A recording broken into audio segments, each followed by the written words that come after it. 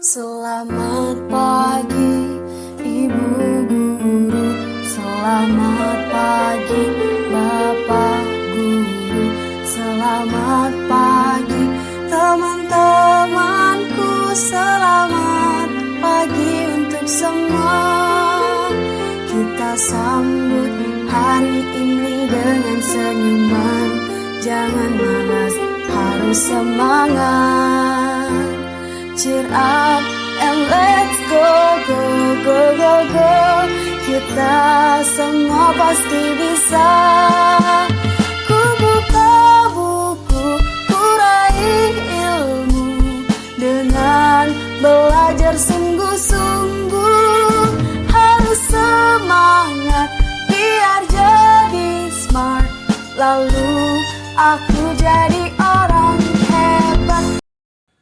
Bismillahirrahmanirrahim. Assalamualaikum warahmatullahi wabarakatuh. Selamat pagi anak-anak. Bagaimana kabar kalian hari ini, sehat? Alhamdulillah sehat semua ya. Baik, apakah sudah siap untuk belajar hari ini? Coba Ibu cek terlebih dahulu ya. Masih ingat kan tepuk berdoa? Baik, kita lakukan bersama-sama ya. Jari jempol, jari telunjuk, jari tengah yang panjang, jari manis untuk cincin, jari kelingking ku sayang. Ku berhitung 1, 2, 3, 4, dan 5. Lipat tangan, tutup mata, mari kita berdoa. Berdoa mulai. Berdoa selesai.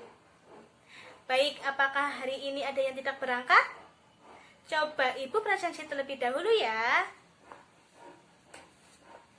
Mbak Winda hadir, Mbak Retno, Mbak Eti, Mas Asnan, Mas Ardi.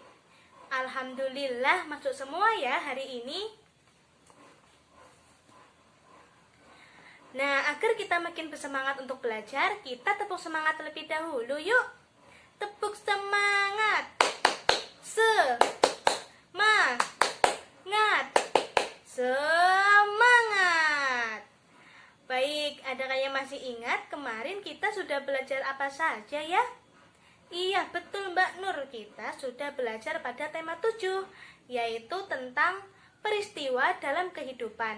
Kita sudah belajar tentang peta pikiran, peristiwa perubahan wujud benda seperti mencair, menguap, membeku, dan lain sebagainya. Nah, hari ini kita akan melanjutkan pembelajaran pada tema 8, yaitu lingkungan sahabat kita.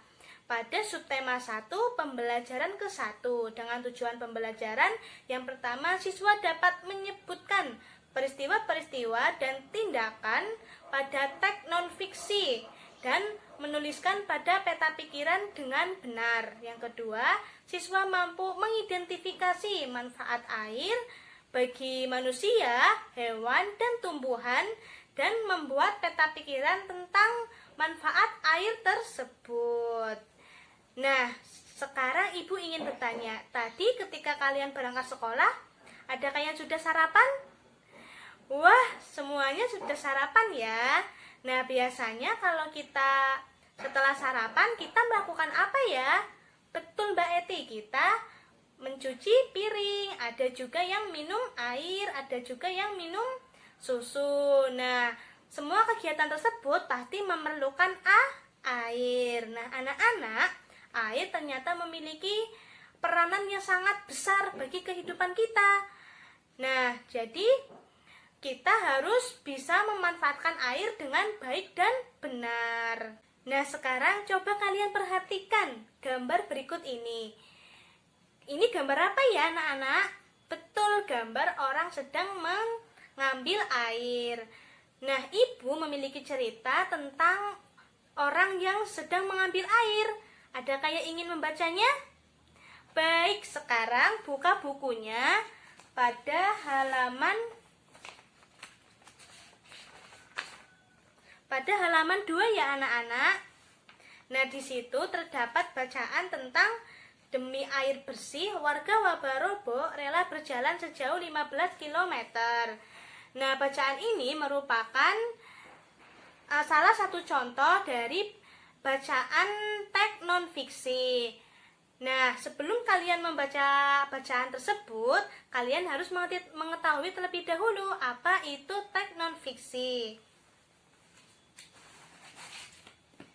Nah, teks non-fiksi adalah teks yang berisikan kejadian yang sebenarnya dan memiliki sifat informatif. Nah, jadi teks non-fiksi itu merupakan teks yang kejadiannya itu benar-benar nyata ya anak-anak dan tidak dibuat-buat. Nah, teks non-fiksi ternyata juga memiliki ciri-ciri ya anak-anak. Ciri yang pertama yaitu bahasanya formal atau baku. Jadi teks non-fiksi itu menggunakan bahasa yang formal yang sesuai dengan pedoman bahasa Indonesia. Yang kedua yaitu gaya bahasanya denotatif. Nah, teks non-fiksi menggunakan gaya bahasa yang menghasilkan makna yang sebenarnya. Yang ketiga, fakta dan datanya nyata. Jadi, teks non-fiksi tersusun oleh fakta dan data yang nyata. Yang keempat, ditulis secara runtut. Jadi, teks non-fiksi itu ditulis secara urutan yang benar. Nah, yang kelima yaitu temuan baru dari penyempurnaan temuan yang sebelumnya. Nah, sampai di sini ada yang ingin ditanyakan? Baik, nah untuk selanjutnya silahkan kalian baca ya anak-anak teks non-fiksi tersebut secara bergantian. Nah, untuk paragraf yang pertama, siapa yang ingin membacakan? Baik, Mbak Eti silahkan. Baik, bagus ya. Untuk selanjutnya paragraf yang kedua siapa ya? Iya, Mbak Nur silahkan. Baik, nah semua sudah membaca ya. Nah, untuk selanjutnya coba kalian buka bukunya pada halaman ke-5. Nah, di situ terdapat soal yaitu untuk menuliskan peristiwa-peristiwa atau tindakan yang terdapat pada teks non-fiksi yang sudah kalian baca. Nah, silahkan kalian tuliskan dalam bentuk peta pikiran ya anak-anak. Nah, peta pikirannya itu boleh seperti yang sudah ada di soal dan juga boleh sesuai dengan kreativitas anak-anak ya. Paham? Baik, silahkan. Bagaimana anak-anak? Apakah sudah selesai mengerjakannya?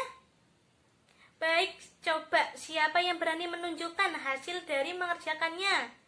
Iya, silahkan Mbak Eti, maju ke depan ya.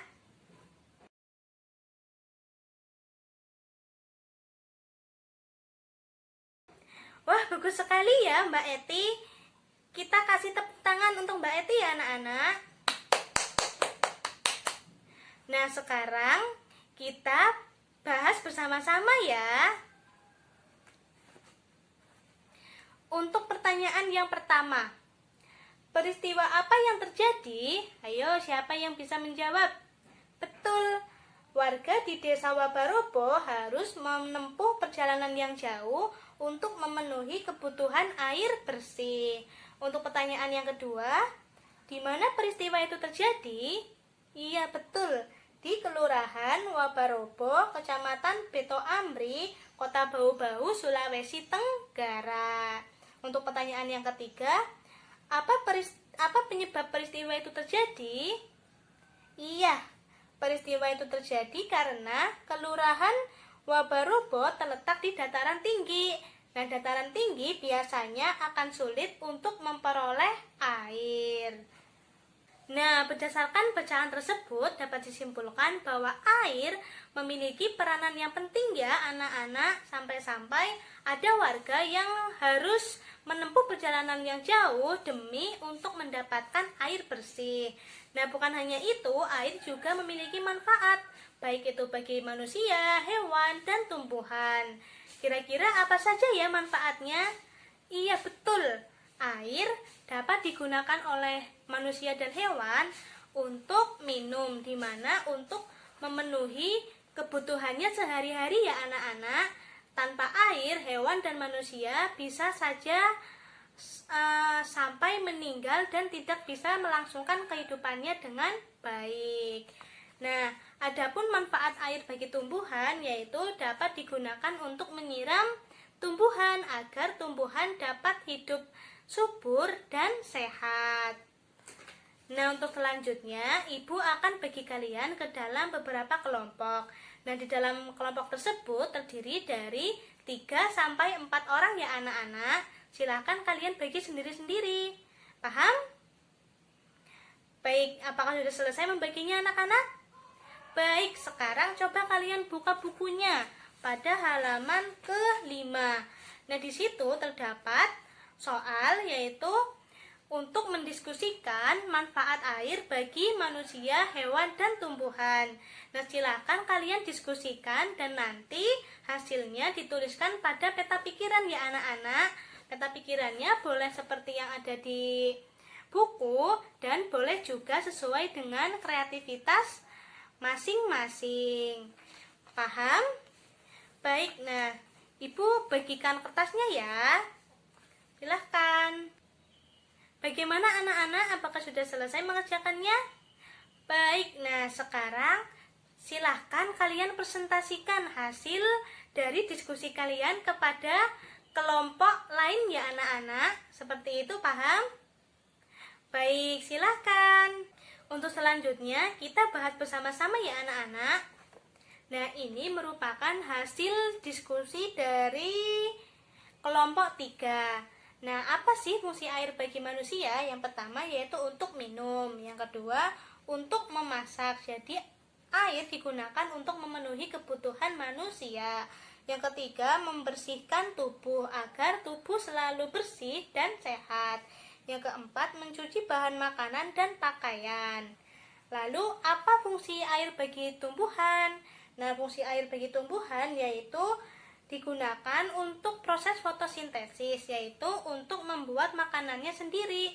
Nah, tumbuhan memerlukan air agar bisa membuat makanannya sendiri. Dan yang ketiga yaitu fungsi air bagi hewan. Yang pertama untuk minum agar hewan dapat melangsungkan kehidupannya dengan baik.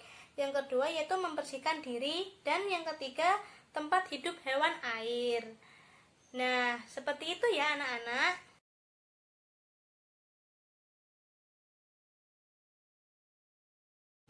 Sampai di sini adakah yang ingin ditanyakan anak-anak? Baik, semuanya sudah jelas ya. Nah, siapa yang bisa menyimpulkan hari ini kita sudah belajar apa saja ya? Iya, betul Mas Asnan. Kita sudah belajar tentang teks non-fiksi dan manfaat air bagi manusia, hewan, dan tumbuhan. Nah, sekarang Ibu ingin memberikan bintang bagi siswa yang aktif. Kira-kira siapa ya? Baik. Nah, selamat Mbak Nur. Ambil bintangnya ya. Yang kedua, Mbak Eti. Yang ketiga, Mas Asnan. Baik.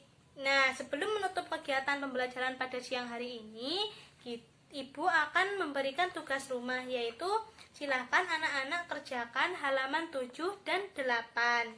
Nah, untuk materi minggu depan kita akan melanjutkan pada pembelajaran kedua.